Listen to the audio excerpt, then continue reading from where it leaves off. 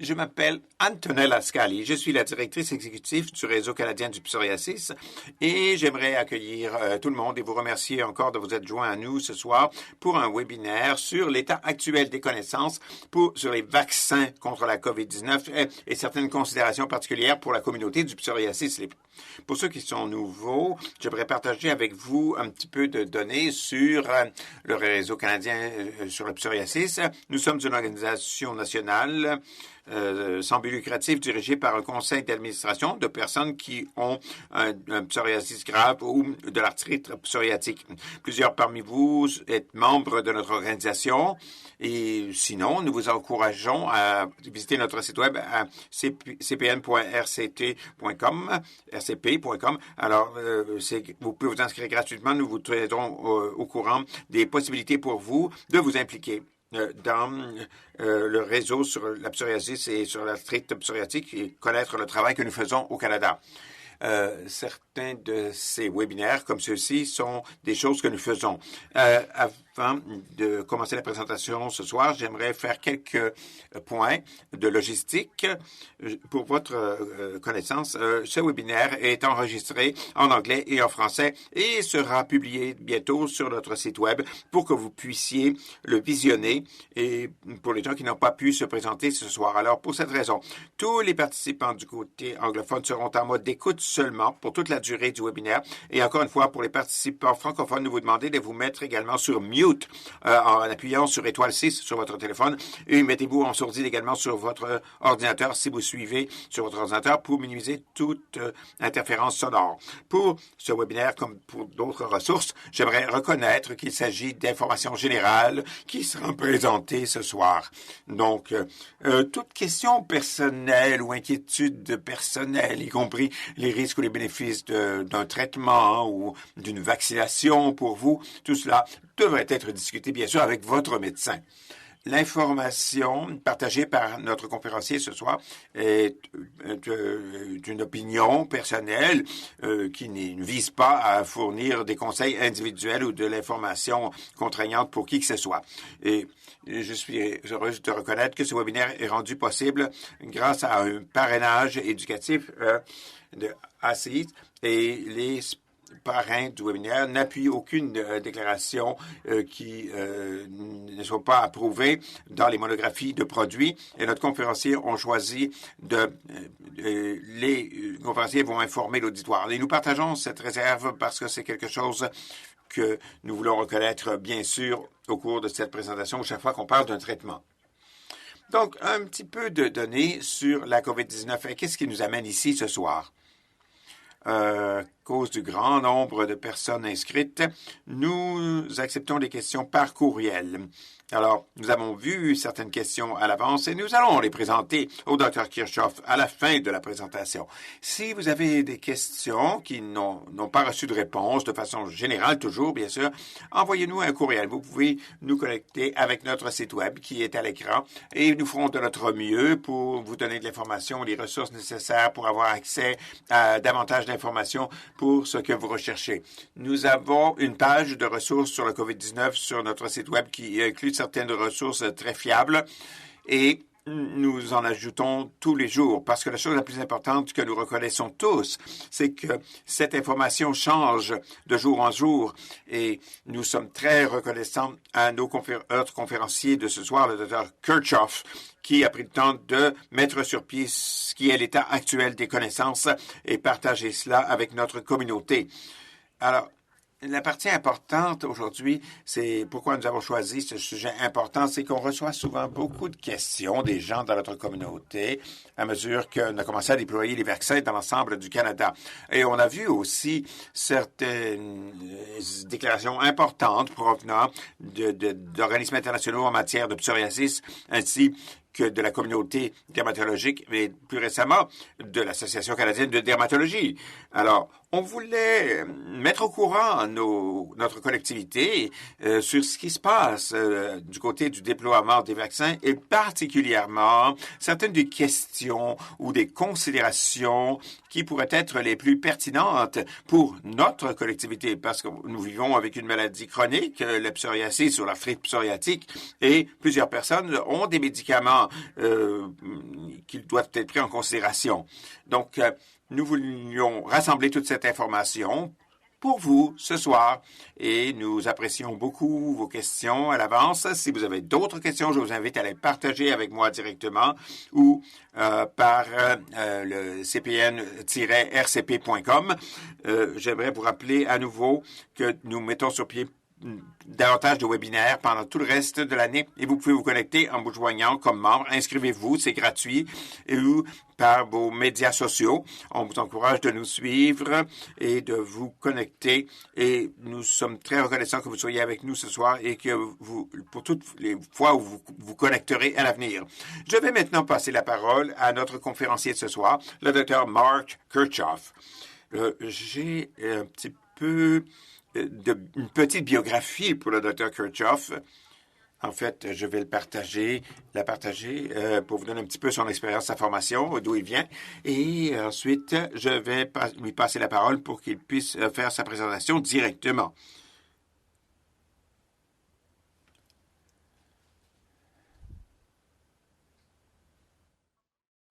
C'est un petit peu plus difficile de trouver votre nom parce qu'il y a beaucoup de personnes qui sont inscrites. Alors, je vais aller chercher votre nom, Dr. Kirchhoff.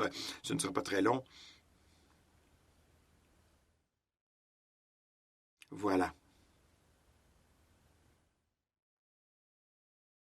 D'accord. Alors, je vous transfère le bâton, M. Kirchhoff, et je vais maintenant partager d'abord un peu votre formation. Le Dr. Mark Kirchhoff est directeur de la division de la dermatologie à la faculté de médecine de l'Université d'Ottawa et de l'hôpital d'Ottawa. Après avoir reçu son baccalauréat en sciences, en biologie moléculaire de l'Université McMaster, le Dr. Kirchhoff a complété un diplôme médical et un PhD à l'Université de London, en Ontario, l'Université Guelph. Cette recherche comprenait les canaux de signalisation pour l'immunomodulation. Il a ensuite complété sa résidence en dermatologie à l'Université de la Colombie-Britannique à Vancouver.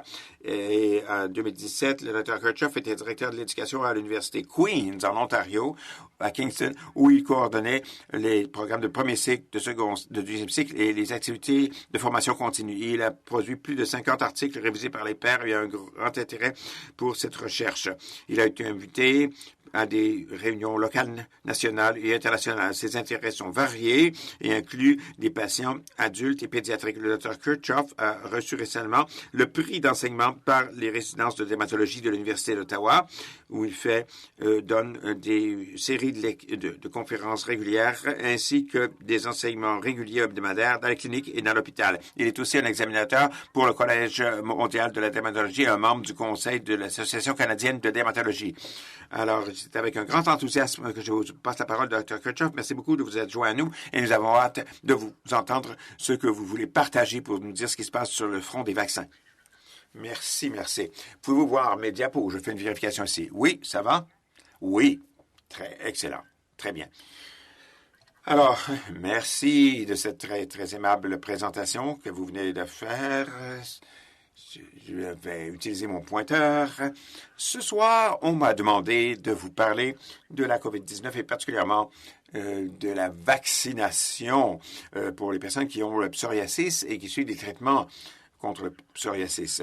Voici mes divulgations, mes déclarations. Comme vous savez, c'est sponsorisé par AbbVie. Je fais du travail pour d'autres compagnies. Je suis employé par l'Université d'Ottawa. Donc, l'objectif, et je suis employé aussi par l'hôpital d'Ottawa, l'objectif, c'est de réviser les vaccins contre le SARS-CoV-2 qui sont approuvés au cours de développement et exposer les risques potentiels pour les vaccins en dermatologie, pour les patients qui ont le psoriasis particulièrement. Je vais présenter aussi un résumé des données actuelles concernant l'innocuité et l'efficacité des vaccins chez les patients qui reçoivent des traitements d'immunothérapie en dermatologie.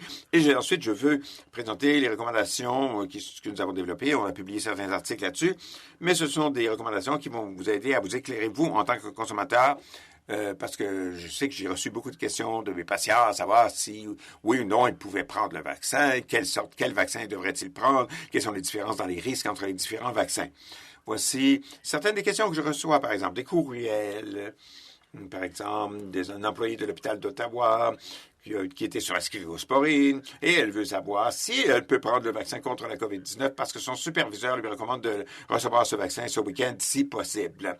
Alors, il y a d'autres patients qui sont sur Cosentyx et ils ont la possibilité de se faire vacciner dans quelques semaines. Il y a Moderna ou Pfizer. Est-ce que ça pose un problème? Est-ce que ça va? Donc, c'est la question que je reçois. Alors, il y a 5 mois déjà, on s'est dit, on savait que ça s'en venait dans le pipeline et on a écrit un article qui a maintenant été publié. Je vais partager certaines des conclusions de cet article. Le titre était un guide scientifique sur la vaccination contre le SARS-CoV-2 pour les patients qui ont des immunothérapies, incluant le psoriasis, parce que plusieurs patients psoriatiques ont des produits biologiques ou des agents oraux. Mais d'abord, un instant, Dr. Kirchhoff, je m'excuse. Avant de commencer votre prochaine diapo, je voulais simplement dire un rappel amical à nos participants francophones sur la ligne conférence de bien vouloir se mettre en sourdine en utilisant étoile 6 sur leur téléphone parce qu'on me dit qu'il pourrait y avoir quelques personnes qui ne sont pas encore sur mute et ça crée un petit peu de bruit de fond désagréable. Alors, tout le monde devrait se mettre en sourdine. Je pourrais vous interrompre si ça sera bien. Aucun problème. Merci beaucoup, Antonella. La première chose dont je vais parler maintenant, c'est le SARS-CoV-2, infection et vaccination en général. Alors, un petit peu pour voir les voies métaboliques de l'infection. Voici le SRAS, le virus le SARS-CoV-2 qui flotte dans les airs et qui, si vous allez dans un restaurant ou quelque part, vous avez le malheur qu'une de ces particules virales entre en vous, et à ce moment-là, ça va entrer par les passages nasaux, peut-être, ou ça va entrer dans les poumons, et ça trouve, par sa protéine de spicule, ça va s'attacher. La protéine de spicule s'attache aux récepteurs ACE2 qui sont situés sur certaines cellules, ce qui permet au virus d'entrer dans la cellule et s'y reproduire.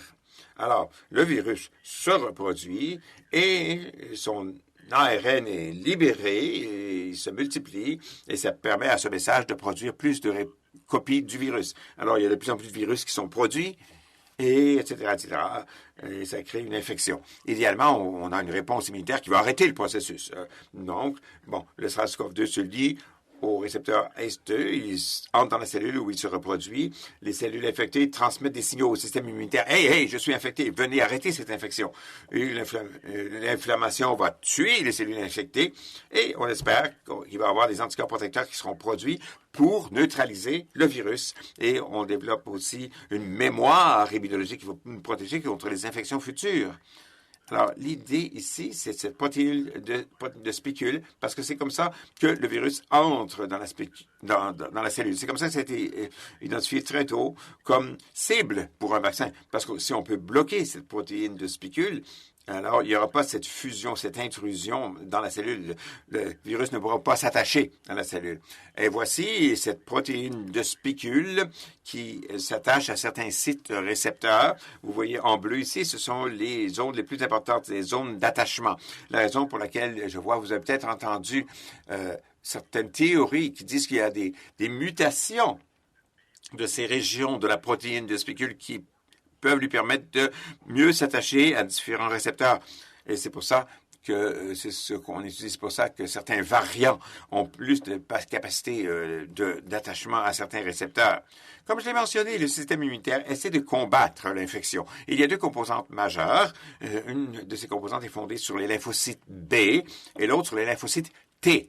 Les lymphocytes B produisent des anticorps, ce qui va éventuellement bloquer l'entrée du virus et bloquer cette protéine de spicule. Mais les lymphocytes T sont importants aussi parce que ces lymphocytes vont tuer les cellules infectées. Les deux ont des cellules mémoire qui sont produites. Alors normalement, quand on est infecté, à ce moment-là, quelques jours plus tard, les symptômes se développent et là, notre système immunitaire augmente en force. Et vous pouvez voir que ça peut prendre un certain temps. C'est pour ça que l'infection peut prendre 2 semaines avant de se répandre et d'atteindre son maximum. Là, à mesure que vos lymphocytes B et vos lymphocytes T sont tous activés pour nettoyer et enlever ces particules virales. Et on espère que cette idée qu'on va avoir une mémoire à long terme pour pouvoir combattre l'infection si elle revient.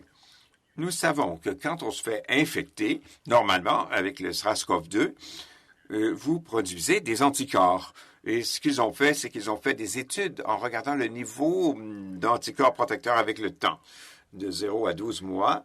Et vous pouvez voir que quand vous êtes infecté, tout de suite, vos anticorps sont pas mal élevés. Ensuite, ça diminue et environ 6 mois, ça diminue au-delà du seuil de protection. Ça veut dire que vous n'avez pas de réponse mémorielle, mais le nombre d'anticorps qui circulent dans le corps, lorsqu'il est au-dessus de certains seuils minimaux protecteurs. Ce que je remarque aussi, il y a certaines études qui ont remarqué que plus votre réponse est forte, quand les gens font, il y a des gens qui font des fortes réponses, des réponses moyennes, des réponses faibles. Ça correspond à la longueur de l'infection. Si vous commencez plus tôt dans la courbe, alors vous allez avoir des concentrations plus fortes d'anticorps. L'idée, lorsqu'on immunise les gens, c'est qu'on espère qu'on va produire une réponse tellement forte d'anticorps que cette réponse va durer pendant très longtemps. Alors, bien sûr, les vaccins ne sont pas la seule façon de combattre la COVID. Il y a plusieurs essais qui ont été faits pour utiliser d'autres moyens. Je n'ai souligné que certains des principaux ici. Alors, voici la gravité de la maladie et le temps depuis une infection. Vous pouvez voir qu'une infection qui se produit tôt, à ce moment-là, il y a beaucoup de virus qui est produit. Alors, dans les poumons, il y a une inflammation et vous avez une relation. Ensuite, le virus se répand partout dans le corps à ce moment-là. Vous avez de l'inflammation qui se produit et des dommages qui se produisent.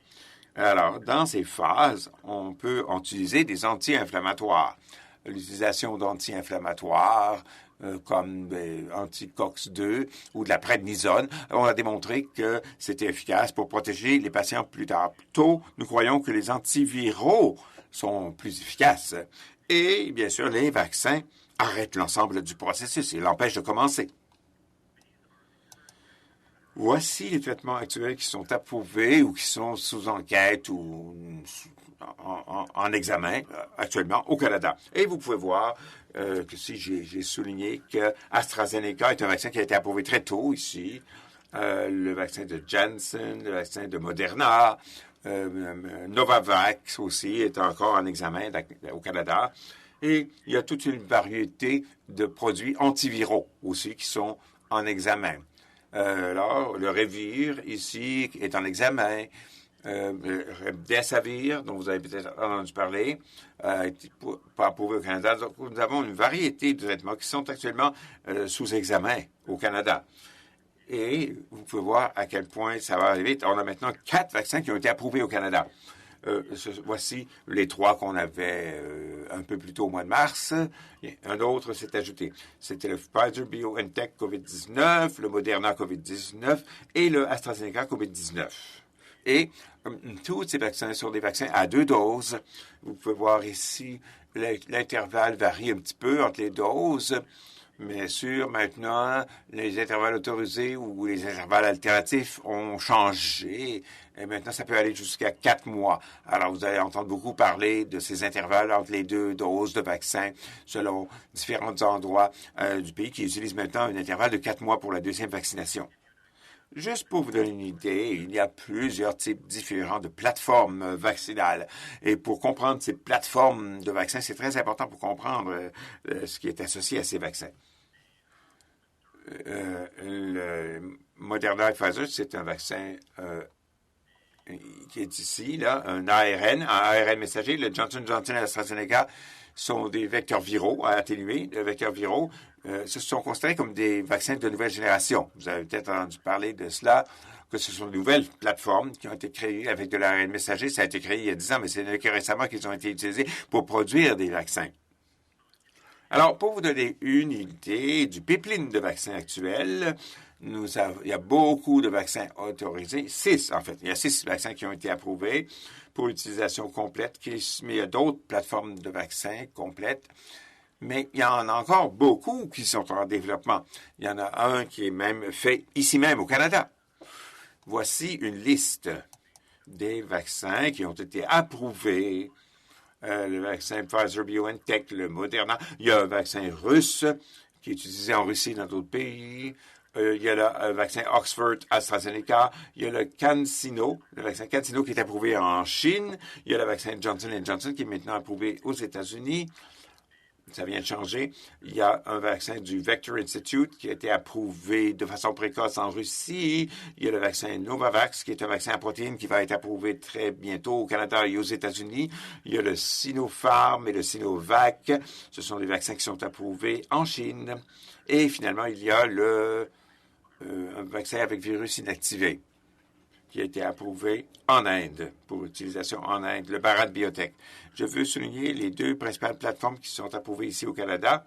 Donc, les vaccins à ARN messager, c'est ceux de Pfizer et Moderna. Ce qui se passe, c'est qu'ils prennent de l'ARN messager et cet ARN messager code le signal pour produire de la protéine. Ils prennent cet ARN messager et l'encapsulent essentiellement, le transforment dans un détergent. Ce détergent permet à cette bulle contenant un centre d'ARN messager de se fusionner avec des cellules. Donc, c'est dans la bulle, essentiellement, ça peut être utilisé et ça se perd. Mais à l'intérieur de la cellule, ça prend l'ARN messager et ça se met à produire cette protéine de spicule. Vous avez cette protéine de spicule est donc très importante pour la fusion du virus avec les cellules. Donc, cet ARN messager produit de la protéine de spicule qui stimule le système immunitaire. Les cellules reconnaissent cette protéine comme quelque chose de nouveau et ça signalise au système immunitaire pour leur dire, écoutez, maintenant je vais faire une réponse immunitaire à cette protéine de spicule. L'autre plateforme de Johnson Johnson et AstraZeneca, ce sont des vaccins à vecteurs viraux. Ici, voici la protéine de spicule qu'on a sur un coronavirus. On prend cet adénovirus, qui est un virus, là, on prend ce virus, on enlève tout l'intérieur du virus et on prend des protéines de spicule qu'on insère. On met l'ADN des protéines de spicule à l'intérieur de cet adénovirus. Vous pouvez penser c'est comme un système de livraison assisté. C'est une façon de faire entrer cet ADN à l'intérieur des cellules. Donc, l'adénovirus est changé. Et à ce moment-là, ça entre dans la cellule, comme vous voyez ici, et les particules virales se brisent et ça insère l'ADN dans le noyau et éventuellement, ça produit le même ARN messager qu'on a vu plus tôt dans le vaccin Pfizer et Moderna. Mais c'est juste une étape plus éloignée par rapport à ces autres types de vaccins. Au Canada, on a déjà commandé de nombreux vaccins, celui de Johnson Johnson, Novavax, Pfizer, Moderna. Il y a un vaccin Sanofi GSK. Le Canada a commandé de nombreuses doses de ces vaccins. Donc, on a commandé plus de vaccins au Canada per capita que n'importe quel autre pays au monde. Alors, on va pouvoir, on est bien stocké, on a beaucoup d'inventaire. C'est sûr qu'il y a des retards pour amener ces vaccins très tôt, c'est difficile. Mais c'est très difficile parce que c'est produit dans d'autres pays. Mais essentiellement, sur commande et per capita, nous avons le plus grand nombre de vaccins qui nous sont disponibles pour la population. J'aimerais aussi indiquer que si vous regardez dans le monde, il y a de grandes régions dans le monde qui manquent beaucoup de vaccins. Alors, c'était pour vous comparer au Canada qui est privilégié à cet égard. Maintenant, je vais regarder certaines des données des essais cliniques pour vous donner une idée à quel point ces vaccins sont efficaces et quels sont les effets secondaires. Je vais commencer par le premier vaccin qui est celui de Pfizer Biotech. Cet essai clinique a commencé à 45 000 personnes qui se sont enrôlées dans cet essai clinique dans 150 sites cliniques dans 6 pays et on fait une présentation. Ça explique pourquoi des groupes de différents âges, de différents types d'ethnicité, de races, etc., de différents types d'âge, c'est très robuste. Donc, c'est un des essais cliniques les plus vastes. On mentionne aussi la formulation lipidique d'un vaccin à ARN messager ce sont 2 vaccins qui sont donnés à 21 jours d'intervalle. Pour ce qui est de leur innocuité, il n'y a eu aucun événement indésirable grave de ce vaccin Pfizer, aucune interruption de l'étude. Les symptômes locaux généralisés étaient fréquents, mais transitoires. Des petites douleurs à l'épaule, aussi d'injection, mais la fièvre était très peu fréquente. Et donc, ici, vous avez les données et on a mesuré l'efficacité en mesurant les symptômes. Donc, on a trouvé que, voici, ça nous protège à 95% contre le développement de la COVID-19 après 2 doses, 95%. Vous voyez que très tôt, dès le jour 0, il y a une très belle une séparation au jour 10, là. Voici le bras vacciné, les personnes qui ont été vaccinées. Vous voyez ceux qui ont reçu du placebo qui continuent de s'infecter. Alors, c'est pour ça que le gouvernement a fait l'hypothèse que, selon les données existantes, une seule dose de vaccin, même, est quand même très efficace déjà pour prévenir la COVID-19. Donc, après une dose seulement du vaccin de Pfizer, il y a eu 39 cas dans le groupe vacciné. Et ça, c'est avant la deuxième dose. Il y a eu 82 cas dans le groupe placebo. Donc, on voit que c'est très efficace quand même. C'est la moitié moins. Mais après 2 doses, il n'y a eu que 8 cas dans le groupe vacciné et 162 dans le groupe placebo. Alors, il y a eu 1 cas grave quand même dans le groupe vacciné et 9 cas graves dans le groupe placebo. Donc, ça protège beaucoup contre le COVID symptomatique et le COVID très sévère. Et personne n'est mort dans cet essai clinique. Le vaccin Moderna est semblable.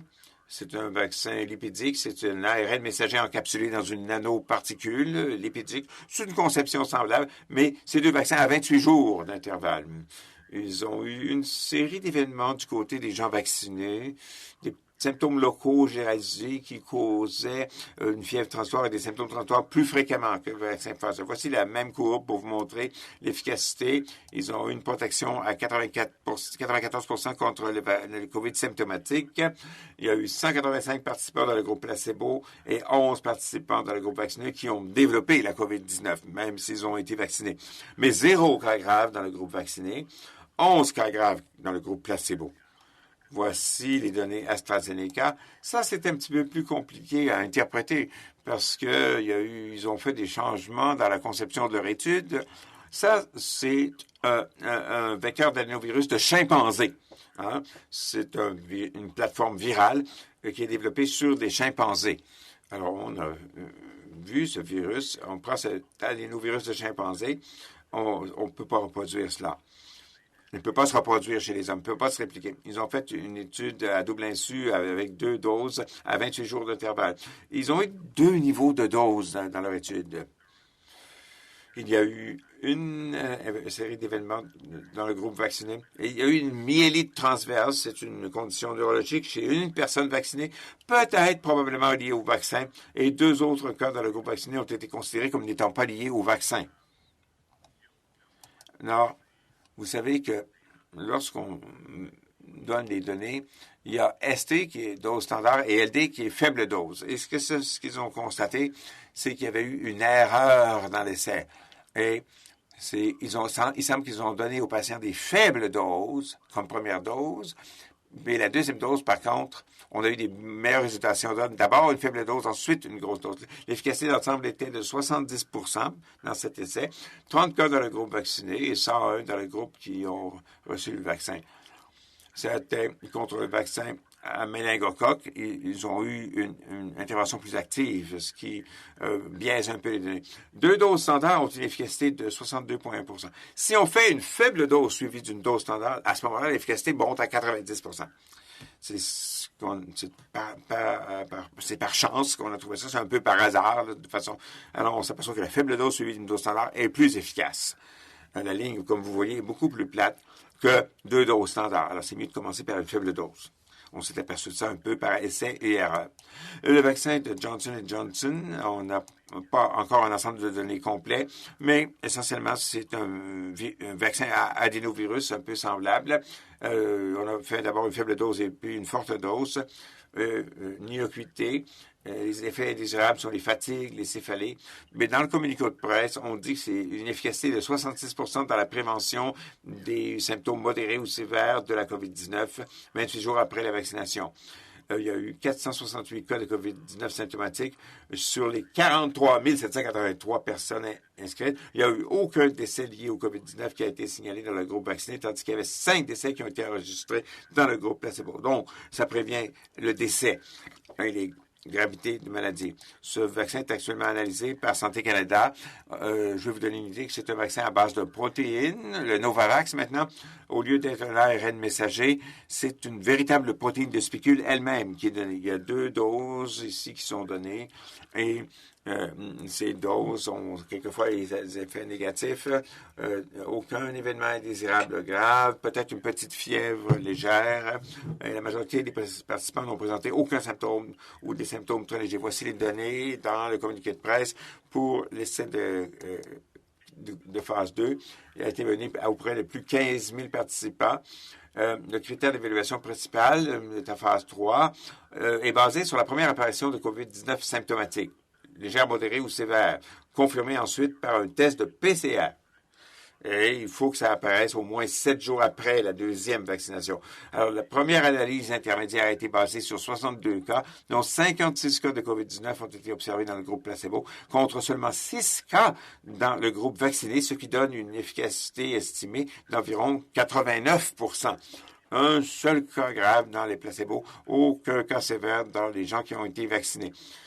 Donc, ce qui est important, vous voyez les chiffres, il y a beaucoup de chiffres, là, 80%, 95% d'efficacité, mais le véritable résultat que je veux souligner ici, c'est que quand on regarde les graves cas de COVID sévères où la mort et l'hospitalisation, 100% de tous les vaccins ont prévenu le décès et l'hospitalisation et tous ces vaccins ont été extrêmement efficaces pour empêcher le développement de ces symptômes graves de la COVID-19. Alors, tous ces vaccins préviennent ce résultat. Je m'excuse, Dr. Kirchhoff, je m'excuse de vous interrompre. Je viens de recevoir quelques commentaires et je voudrais simplement vous demander de vérifier un petit peu votre micro parce qu'il semble qu'il y a des personnes qui ont de la difficulté à entendre et veulent s'assurer que tout le monde vous entend. Je suis désolé de vous en... J'ai reçu quelques avis et ça pourrait aider. Alors, merci. Bon, très bien. Je vais mettre mon micro un peu plus loin de moi. Oui, ça sonne beaucoup mieux maintenant. Alors, ça a coupé un petit peu. Je suis désolé de vous interrompre. Pas d'inquiétude, pas de problème. Donc, pour revenir maintenant, je parlais des événements indésirables. Je vais vous montrer qu'on a des données pour Pfizer et Moderna. Et c'est basé sur une première dose, une deuxième dose, mais dans l'ensemble, il y a toutes sortes de choses. Ça dépend. Douleur aussi d'injection, c'est assez courant. Rougeur et enflure, c'est assez courant. Lymphadenopathe, fatigue, maux de tête, c'est courant. Des frissons peuvent se produire. Douleur aux articulations, fièvre, diarrhée, c'est beaucoup moins courant, je dirais. Nausées, vomissements, c'est très peu courant. Vous remarquez que si on fait une comparaison rapide, il y a plus d'effets secondaires du vaccin Moderna que pour le vaccin Pfizer. Ça illustre, c'est ce qui est illustré ici. Pour vous donner une idée de profil des effets secondaires de tous les vaccins, voici certains vaccins qu'on connaît. Par exemple, là, on parle du vaccin Shingrix, le vaccin contre le zona, comme vous le savez. Ça combat le zona, ou la varicelle, si vous voulez. Voici, et ici, vous avez le vaccin contre la grippe, pour vous donner une idée. Mais si vous regardez dans l'ensemble, le vaccin Moderna, c'est lui qui a le plus d'effets secondaires, mais c'est quand même moins que le vaccin contre le zona Shingrix. Et le vaccin Pfizer et le Johnson & Johnson, ce sont ceux qui ont le moins d'effets indésirables. Donc, les vaccins avec ARN messager ont plus d'effets secondaires, semble-t-il, ou moins d'effets. Ce qui a été mentionné, voici une directrice maintenant pour les patients. C'est le but de cette présentation. Alors, il y a ici un comité consultatif qu'on appelle le CCNI, Comité consultatif national sur l'immunisation, et ils ont souvent changé leurs directives, soyez-en conscients. Donc, ici, on a donné certaines directives pour certaines populations spéciales. Le CCNI recommande qu'une série vaccinale complète soit faite après un vaccin. Il est important qu'il y ait un consentement qui inclut une discussion sur les preuves insuffisantes dans les populations concernées. Et voici, il faut parler aux personnes immunodéprimées avec une maladie ou les adolescents. Il faut leur donner des conseils spéciaux. Ensuite, on continue en disant que on recommande qu'une série vaccinale complète soit donnée aux patients qui ont une maladie auto-immune, particulièrement si le risque, le bénéfice est plus fort que le risque. Et la même chose, si les patients sont immunodéprimés, le CCNI recommande que les patients reçoivent le vaccin, encore une fois, à cause des avantages qui sont plus forts que les risques.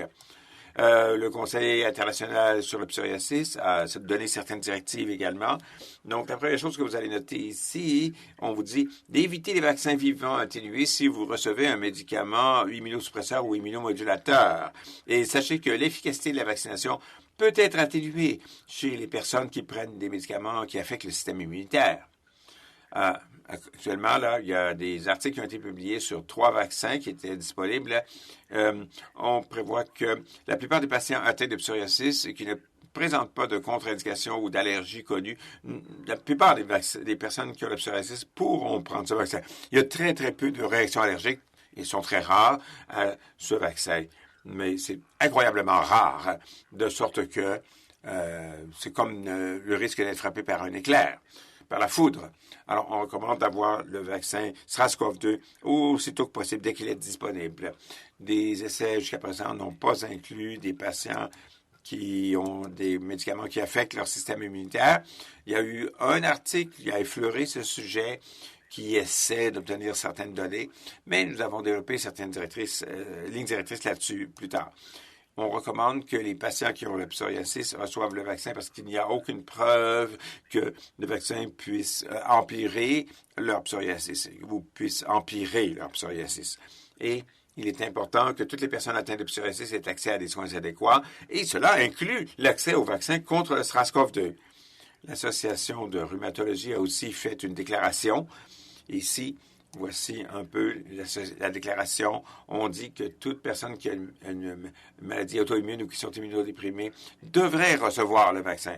Peut-être qu'il y aura une réponse plus faible au vaccin à cause de leur immunodépression. Si vous êtes un adolescent, pour le Pfizer, on a étudié cette population pour qu'ils puissent recevoir le vaccin.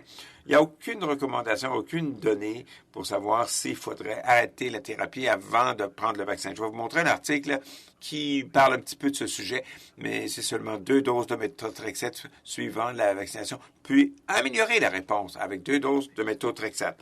Et voici la déclaration de l'Association canadienne de dermatologie.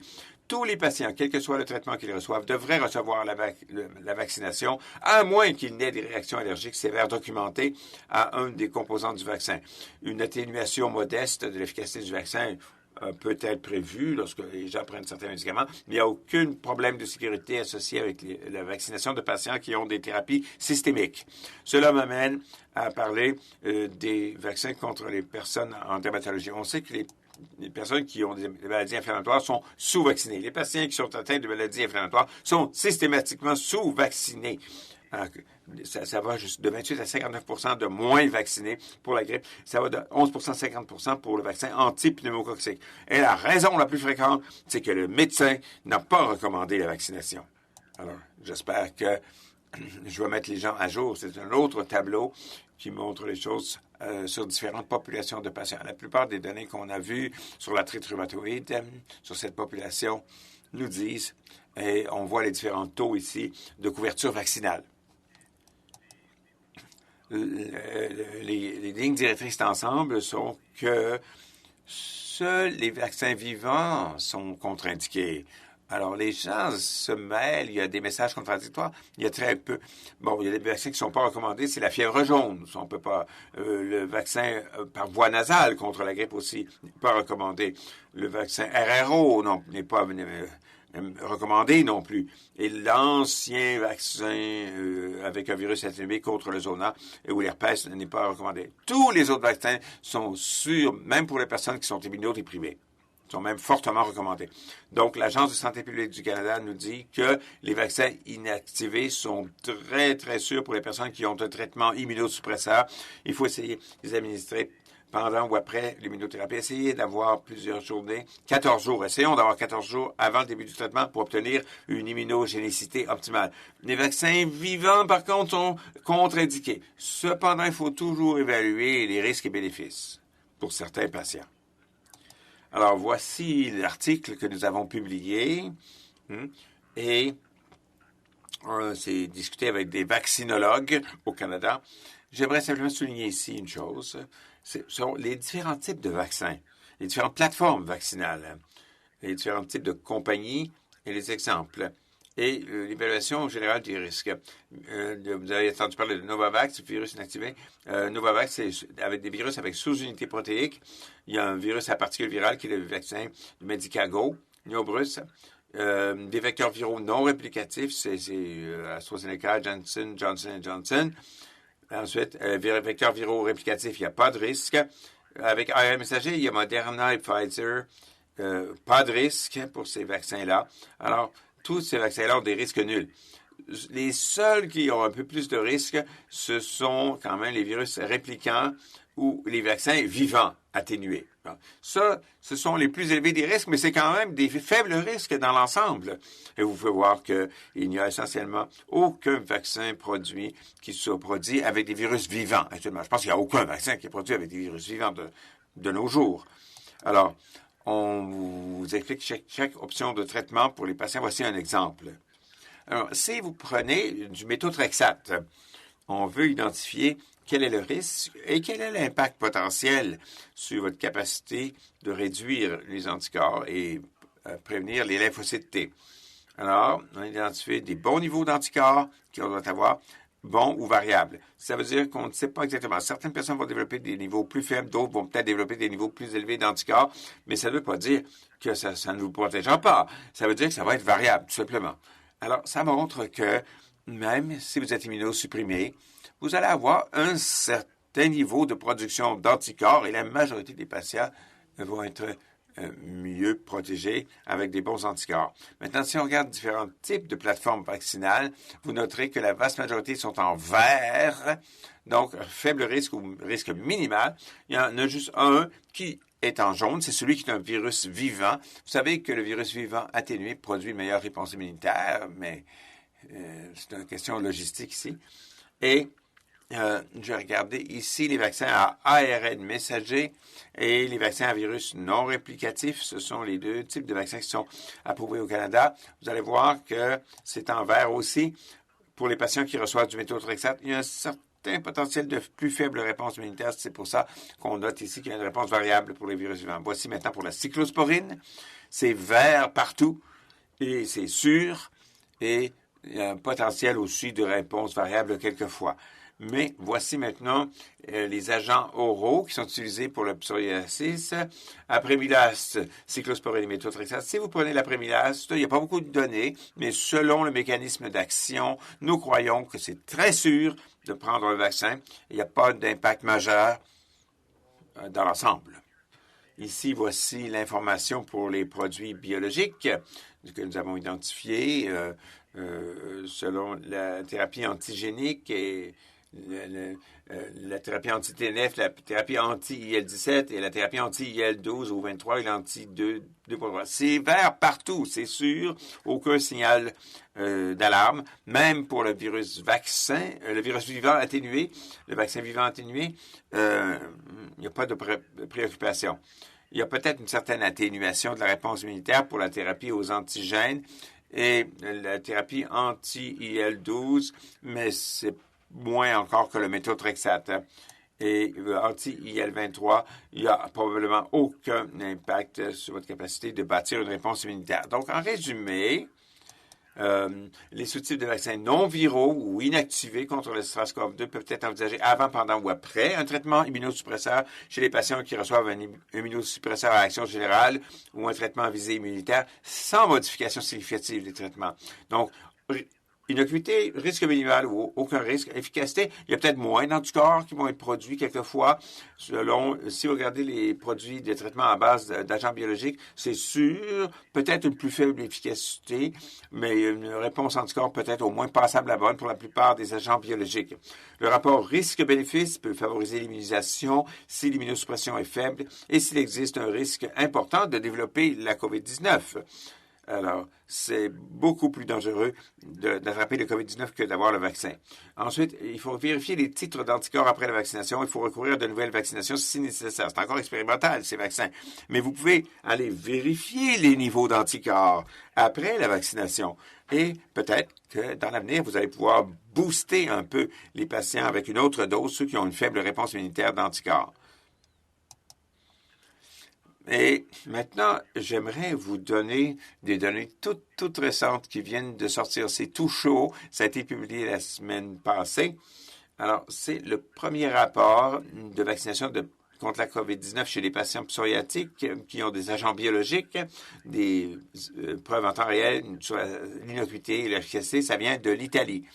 Je vais souligner 3 cas. Le premier cas, c'est un homme de 58 ans qui a 16 ans de psoriasis avec le sécukinumab. Il a reçu l'anti-IL-17. Il y a eu 2 doses de vaccin sans connaître aucun symptôme, aucune poussée de psoriasis. Non, cette patiente n'a pas modifié son sécukinumab. Il a reçu l'anti-IL-17 4 jours avant la première dose du vaccin et 2 jours après la seconde. Aucun problème pour cet homme de 58 ans. L'autre cas, c'est un homme de 67 ans qui est diabétique, qui a de l'hypercholestérolémie, de la metformine et des statines, c'est comme ça qu'il est traité, et il va très bien. Le patient qui prend de l'ixekizumab, il n'a pas discontinué l'ixekizumab après la prise du vaccin, sans aucun problème. Troisième cas, c'est un homme de 28 ans qui a commencé avec le risankizumab, a atteint un PASI de 100 contre 18 au départ. Il a reçu le vaccin, il n'a pas discontinué du tout son traitement et il n'y a eu aucun problème. Alors, ça nous amène à l'idée du timing, ou l'arrêt de traitement avant la vaccination ou pendant la vaccination. Voici ce qui a été suggéré par les rhumatologues en fonction d'un seul article. C'est pour ça qu'on parlait. Ce qu'ils ont fait, ils ont pris le moment, ils ont changé le moment où on prend le vaccin. Ils se sont dit, c'est quoi la meilleure façon de donner ce vaccin? Est-ce qu'ils devraient arrêter le traitement avant? Est-ce que ça donnerait une meilleure réponse immunitaire?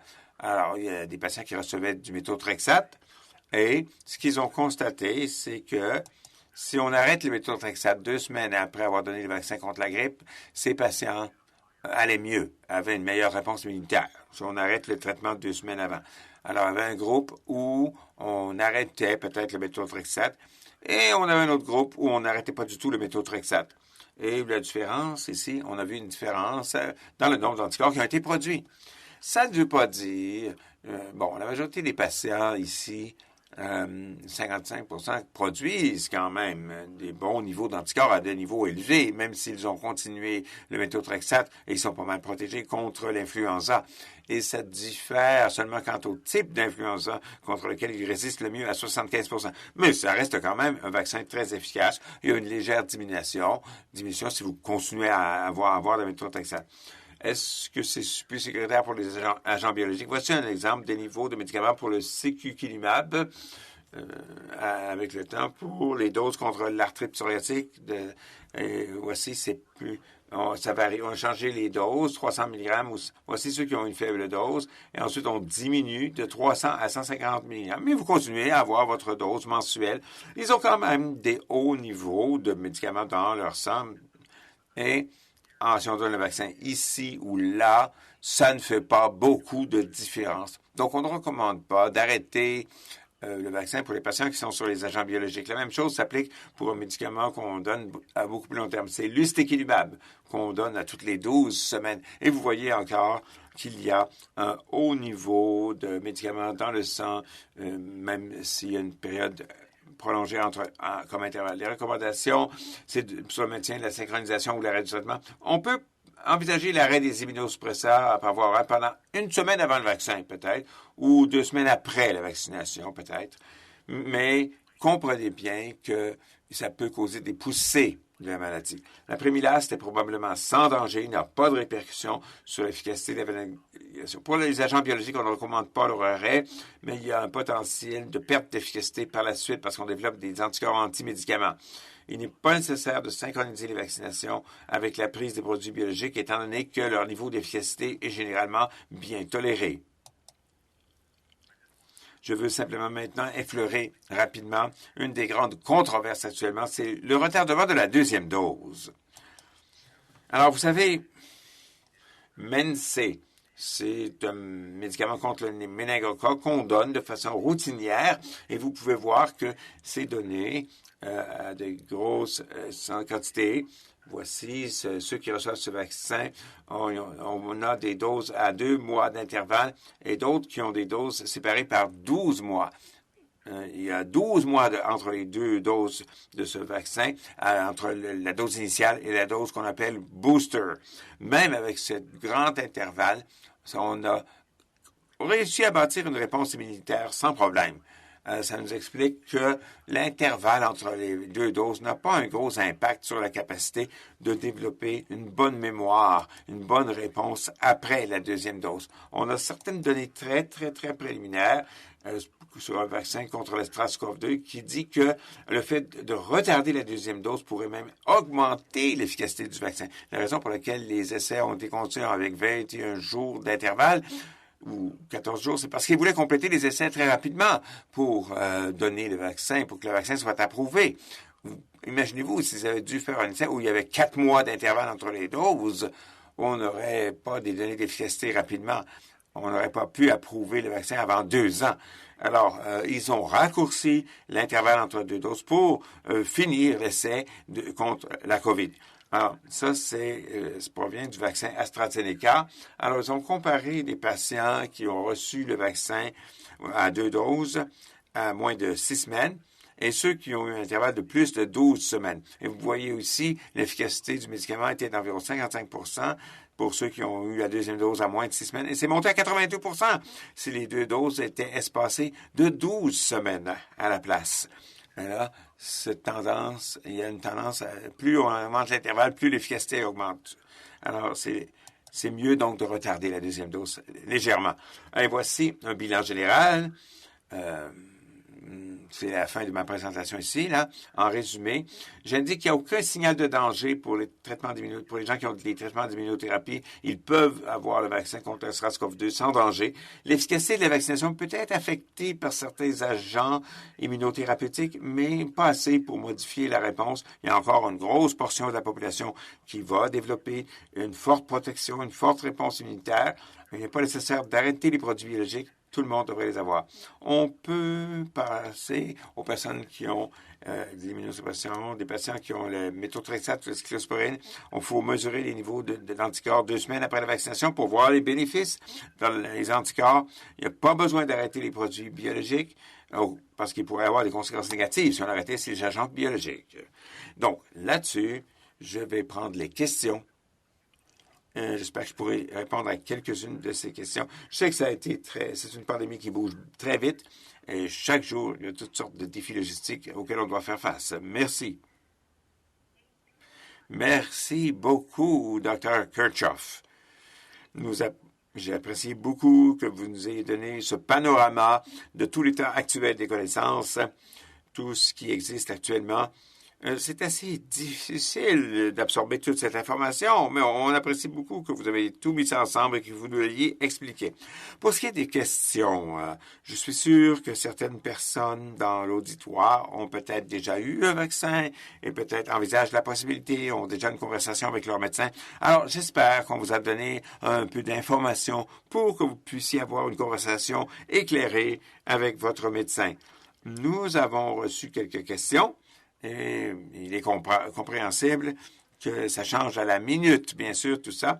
On comprend que c'est l'état actuel des connaissances et ça peut changer. Une des grandes questions qu'on reçoit sous différentes formes est la suivante. Vous nous en avez parlé. C'est la question sur est-ce que je devrais prendre le vaccin? Je suis sur un traitement de la psoriasis. Est-ce que je devrais prendre le vaccin? Cette question est venue sous différentes formes. Alors, je comprends que ce que vous avez décrit dans votre présentation, êtes-vous capable de partager un petit peu votre recherche? Est-ce que votre équipe regarde actuellement, ou en plus de l'information que vous avez partagée, pour qu'on puisse avoir une bonne compréhension de savoir quelles sont vos constatations? Oui. Alors, comme je l'ai mentionné, il n'y a eu aucun essai qui a été fait sur des patients qui prennent des produits biologiques ou des médicaments immunosuppresseurs. Donc, on n'a pas de données primaires sur les vaccins. chez ces patients. La question qu'on doit se poser, c'est comment prendre une décision éclairée et comment obtenir cette information. Ce que nous avons fait, nous avons regardé toutes les données pour les patients qui suivaient ces traitements. Par exemple, si vous étiez sur un produit biologique, vous avez reçu un vaccin, on a regardé dans les articles publiés, on a criblé toutes ces données, on a regardé les signaux de danger ou les signaux d'efficacité de ces vaccins. Et on a tout rassemblé ça. Et en fonction de ça, vous avez vu qu'on s'est assis avec le Dr. Doc, c'est un dermatologue. Il y a plusieurs dermatologues. Il y a un vaccinologue aussi qui s'est penché sur ces données. On a consulté et on s'est dit, en fonction de ces données, en fonction du type de vaccin contre le SARS-CoV-2 qui est produit, qu'est-ce qu'on prévoit? Alors, c'est une revue scientifique qui va nous donner une façon de faire un choix éclairé. C'est sûr qu'on n'a pas de données d'essais cliniques sur des gens qui ont reçu tel produit biologique, qui ont reçu tel vaccin. Vous imaginez que ce serait très compliqué de faire ce genre d'études très pointues. La seule façon, c'est de prendre toutes les données qu'on a jusqu'à présent dans la littérature. Ceci dit, nous avons une première publication qui est parue hier, en fait, sur les questions des greffes, des transplantations. C'est des patients immunosupprimés, bien sûr, qui doivent recevoir. Ils sont à haute dose de médicaments immunosuppresseurs, bien sûr, pour prévenir le rejet des organes greffés. Ils ont reçu le vaccin Pfizer ou Moderna. On a constaté qu'il y avait peu d'inquiétude de sécurité pour ces patients. Ils ont trouvé que les patients à qui on donnait un médicament qu'on appelle microprémilate avaient un plus faible niveau de réponse immunitaire. Mais encore une fois, il y a quand même une grande portion de cette population qui produit encore une réponse immunitaire d'anticorps protecteurs. Et bien sûr, ces patients n'ont pas arrêté cette médication.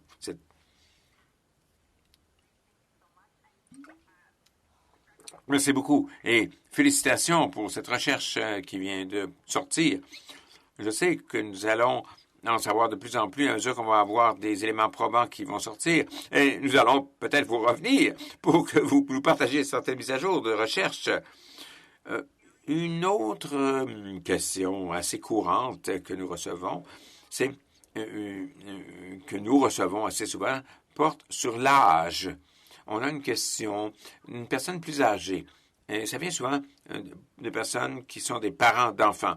Est-ce que c'est une question générale? Parce que ces gens sont assez spécifiques.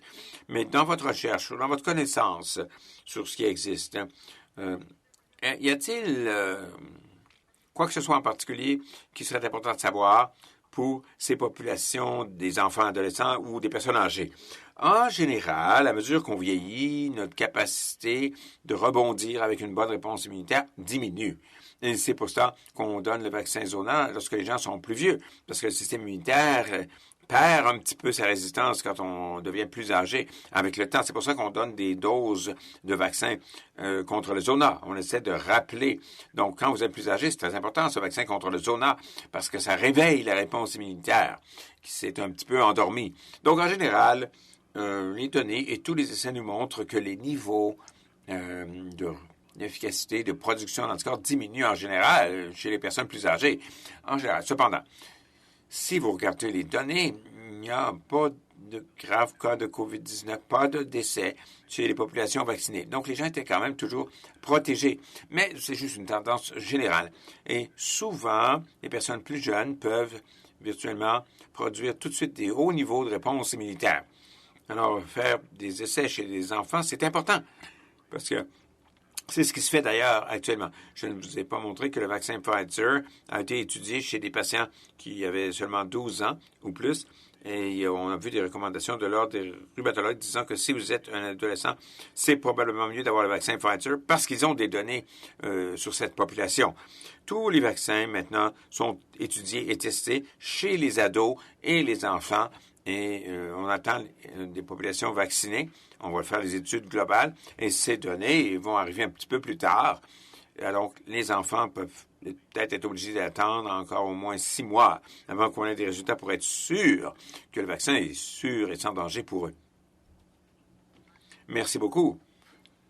Et une autre question, ou un autre domaine général de questions, porte sur les symptômes de psoriasis une fois que les gens ont reçu le vaccin. On a entendu quelques questions. Une des questions nous demande ici, ils ont entendu dire que les symptômes des gens s'amélioraient, en fait, après la vaccination.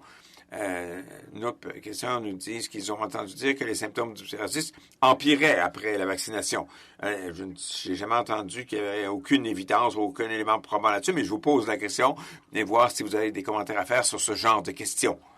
Oui. Encore une fois, si on regarde d'autres programmes de vaccination, par exemple le vaccin contre le zona, par exemple la varicelle, je recommande à tous les patients psoriatiques de prendre le vaccin contre le zona. Je le recommande à tous mes patients qui ont le psoriasis. Il n'y a pas de décès qui ont été rapportés. Ça a été rapporté dans la littérature chez plusieurs patients. Donc, on ne voit pas que le psoriasis empire après la vaccination, en général. C'est pour ça que la Fondation internationale sur le psoriasis ne s'attend pas à ce qu'il y ait une situation pire qu'avant. Alors, une personne qui dit que ça va mieux, une autre personne dit que ça va moins bon. Les deux sont bons, probablement. Les psoriasis, ça a toujours des poussées, ça fluctue, c'est jamais en ligne droite, hein. Alors, c'est normal que des gens disent que ça empire après la vaccination ou que ça s'améliore après la vaccination. Il va y avoir des poussées ici et là. C'est un peu aléatoire, quelquefois. Et on sait que le stress peut induire des poussées de psoriasis. J'ai des patients qui m'ont dit que c'est bien pire pendant l'hiver ou lorsqu'il y a des changements de température ou de météo. Il y a de l'irritation qui peut changer le psoriasis. Il y a des changements de médication aussi qui peuvent changer le psoriasis. Il y a beaucoup de facteurs qui entrent en jeu. Alors, en général, on ne s'attend pas à voir de différence. Ce que je peux vous dire, par contre, ce qu'on voit très tôt, c'est une autre conférence que j'ai fait à d'autres endroits, c'est que les gens qui qui ont la COVID-19 sont à plus haut risque d'autres maladies auto-immunes. Alors, en ne prenant pas le vaccin, vous pouvez avoir plus d'exposition au SARS-CoV-2. À ce moment-là, les patients psoriatiques sont à plus haut risque d'avoir une autre maladie auto-immune. Alors, potentiellement, le fait d'avoir l'infection peut ouvrir les cellules à d'autres. Ne pas avoir le vaccin peut vous ouvrir à un plus grand nombre de maladies auto-immunes, comme l'arthrite, les problèmes de plaquettes, par exemple, qui peuvent se développer chez les patients qui ont déjà eu la COVID-19 et qui ne prennent pas le vaccin. Et est-ce que ça a trait aux voies inflammatoires, aux voies métaboliques inflammatoires? Oui, en fait, le virus est perdu par l'inflammation et l'inflammation endommage les cellules. Quand vous commencez à avoir des cellules qui ont beaucoup d'inflammation, il y a une possibilité qu'il y ait une réponse auto-immune qui ne se fait pas correctement et qui se mette à attaquer vos propres tissus. Ça, c'est bien sûr, c'est un problème si vous êtes déjà prédisposé à cela. D'accord, merci beaucoup. Une des questions que j'ai moi-même personnellement porte sur les recherches qui sont faites actuellement. Vous avez déjà décrit les recherches qui sont faites sur les patients en attente d'une greffe, qui reçoivent une greffe d'organes, et vous regardez d'autres conditions immunes, vous faites des études là-dessus. Pouvez-vous parler un peu de certains des efforts de recherche qui se produisent actuellement et qui examinent des éléments probants de la vie réelle? Y a-t-il quoi que ce soit d'autre qui devrait être sur notre écran radar, qui vaudrait la peine d'être mentionné à votre avis? Oui, comme vous l'avez vu, il y a eu des rapports venant de l'Italie qui ont augmenté les patients qui ont des traitements. On commence à rassembler les données sur de plus grand nombre de patients, sur les effets secondaires et sur l'efficacité des vaccins avec des données du monde réel chez les patients psoriatiques et les patients qui des produits immunothérapeutiques. Les résultats vont commencer à entrer avec le temps, mais ça va prendre un certain temps. Ceci dit, le déploiement des vaccins va aller à la vitesse de l'éclair. On n'aura peut-être pas le temps de s'asseoir et de regarder ces données avant que vous fassiez offrir le vaccin. Vous n'aurez peut-être pas le temps. Il faut faire une décision éclairée. Plus de personnes seront vaccinées, plus tôt on pourra sortir de cette pandémie. Alors, je vais probablement avoir le vaccin au lieu d'attendre d'avoir des éléments probants sur des études publiées. Merci beaucoup. Et vous nous avez donné de très belles informations ce soir pour comprendre la perspective de ce qui existe actuellement pour les patients. Et là, je pense que tout ce que vous nous avez présenté ce soir a effleurer les questions que nous avons reçues. Je pense que vous avez assez bien répondu à toutes les questions que nous avons reçues. Merci beaucoup d'avoir couvert toute cette information. C'est de la très bonne information. Nous avons certaines questions sur la question de savoir si cette information sera disponible plus tard ou sur notre site web. Alors, pour ce qui est des questions que nous avons reçues là-dessus, nous allons afficher la présentation sur notre site web et nous allons vous avertir lorsque ce sera fait, lorsque ce sera disponible. Vous pourrez donc y faire référence pour regarder la chose. Je sais que ça fait beaucoup d'informations en très peu de temps. Alors, merci beaucoup, Dr. Kirchhoff. Je pense qu'à ce moment-ci, si les gens ont d'autres questions, qui veulent partager avec nous. On est toujours ouvert à recevoir des questions. Comme je mentionné plus tôt, le réseau canadien sur le psoriasis a une page de son site web d'étudier au psoriasis parce qu'on reçoit beaucoup de questions là-dessus et la situation change si rapidement. Donc, à mesure qu'on reçoit plus d'informations, on va l'afficher là. Si vous avez des questions, j'aimerais que vous les partagiez avec moi directement ou sur le site web. Et encore une fois, on ne peut pas répondre à des questions spécifiques sur votre situation précise. On essaie de fournir de l'information assez générale pour que vous puissiez avoir une conversation avec votre médecin sur vos inquiétudes particulières avec votre médecin.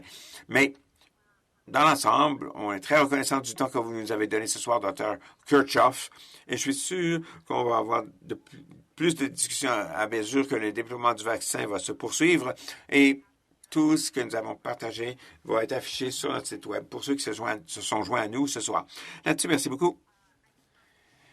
J'encourage toute personne qui n'est pas déjà membre du réseau canadien sur le psoriasis d'aller vérifier CPN rcp.com parce que nous allons avoir d'autres webinaires sur d'autres sujets qui sont importants pour nos membres, pour notre collectivité. On vous encourage à vous inscrire pour recevoir cette information le plus vite possible. Là-dessus, je pense que nous pouvons conclure le webinaire. Merci encore une fois, Dr. Kirchhoff, d'avoir pris le temps de nous parler. Merci de votre présentation ce soir. Écoutez, merci beaucoup. J'aimerais mentionner que mon article est disponible gratuitement en ligne. Vous pouvez le télécharger gratuitement. Oh, c'est cool! Avec votre permission, on pourrait peut-être afficher un lien sur notre site? Oui, absolument. Et ensuite, les gens pourront le visionner. Superbe. Merci beaucoup encore une fois. Et merci à tous ceux qui se sont joints à nous ce soir et merci d'avoir passé du temps pour examiner l'état actuel des connaissances. Encore une fois, si vous avez des questions, nous sommes ici. On vous souhaite une bonne soirée et tout ce qu'il y a de mieux pour tout le monde pendant cette période de déploiement du vaccin. Et j'espère qu'on va arriver à un certain niveau de normalité bientôt. Merci. Merci. Bonne soirée.